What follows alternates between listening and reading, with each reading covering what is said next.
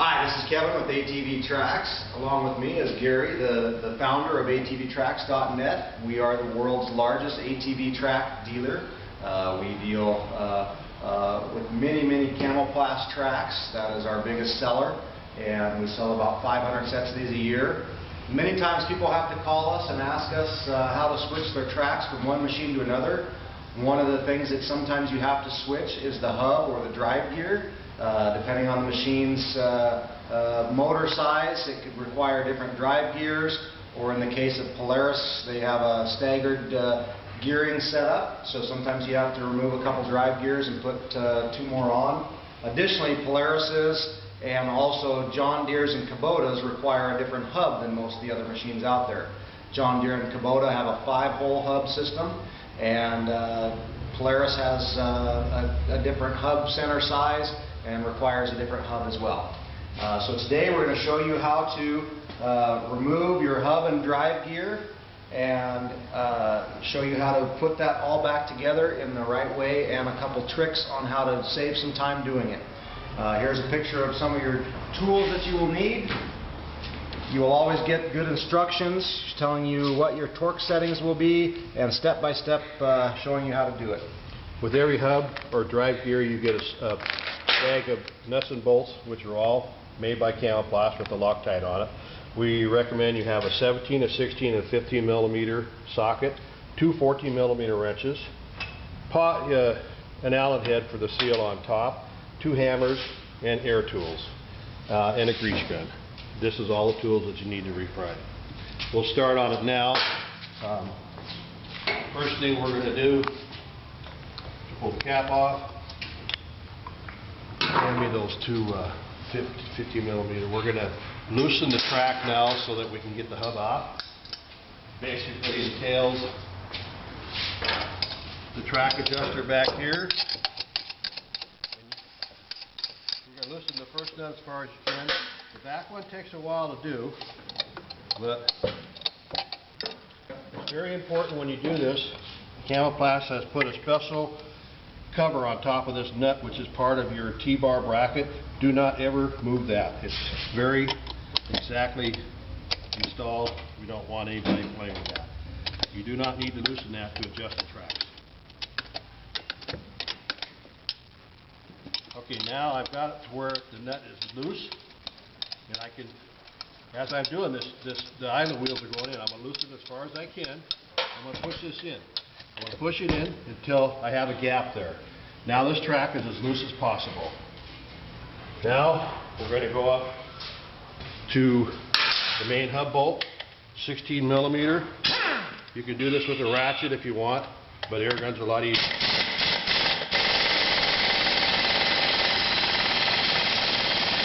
You might need a bigger gun.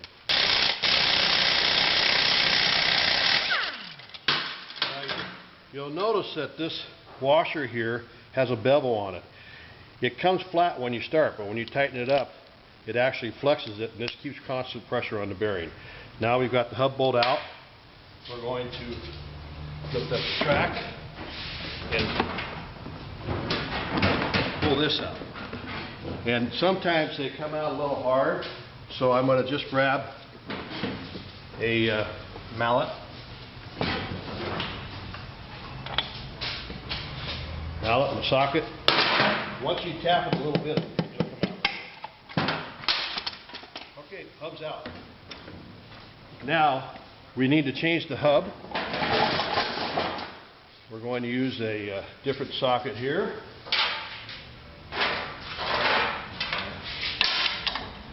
You'll get one 12 millimeter stud and washer for your hub, and 4 of your hub bolts, which have Loctite, basically approved by Camoplast.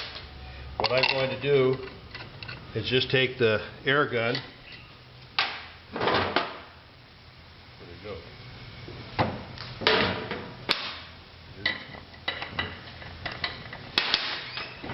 And I'm 15 millimeter socket.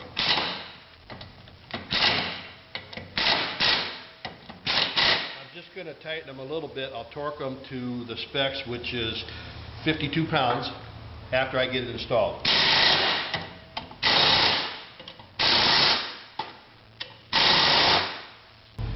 You'll notice on this hub here, there's 3 bearings inside here, and there's a little bit of oil.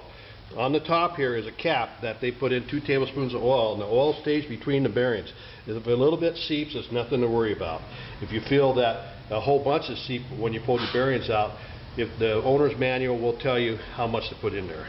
We always re-grease the hub just a little bit, since there's a lot on there anyway.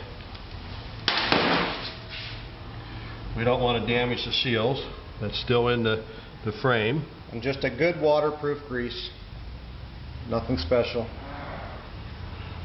Hand me that rag over there. Now we're going to go back, lift up the track, slide it in. As with anything, it's always easier with 2 people than it is with 1. And there is a spacer in the middle that you have to get this lined up with. Once you go through, it's hard to get through the last bearing, so I always take the new one. There's plenty of room to put the new bolt washer on, and then pull it through. Well, that's a problem finding these things.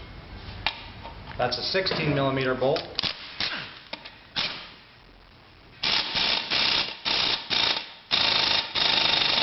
I'll do a final torque when we're done. Make sure that the tracks are in between the guides. Now what we're going to do is we're going to push this back so I don't have to wrench all the way, and move the nut up. Now I'm just going to tighten it within specs. Then you'll see on your owner's manual the machine, they want you to adjust the track tension, which is very important, so you need to pay attention to that chapter. I'm going to get it pretty close because I've done it so many times. Pretty close to where it's supposed to be. Right now it's pretty flexible. They do have a track gauge that we sell, but we have on our other video under maintenance a quick way to check it on the UTV or ATV. It's a lot easier sometimes, but as you can see, it's getting firmer, and that's about what we want right there. Maybe another turn or so. Camoplast suggests using a belt tensioner tool. They sell it, you can get it at any Camoplast dealer. We carry them if you want to order one from us. It's a Gates belt tensioner tool. They give you the specs on how much deflection they want. We don't use that tool. We have a method, you can watch it in one of our other videos, where we grab the track on each side, and as long as you can shift it side to side with some significant effort, that's about the correct tension. If it flops back and forth real easy, that's too loose. If you can't get it to budge shifting side to side, then it's too tight. When you get it adjusted where it's supposed to be, make sure you tighten the nuts against each other. The last thing you need to do is, after you take this down on the ground and torque it to 92 on this here and 52 on the hub bolts, when you put the cap on, it's pretty tight, so the tins want to pop out, so you just have to hold it, and you have to do it about 10 or 15 times, and then sooner or later the air will bleed out and it'll stay in. Or you can take the cap, where you add oil to the bearing, you can take the cap out and it'll seal up real well that way.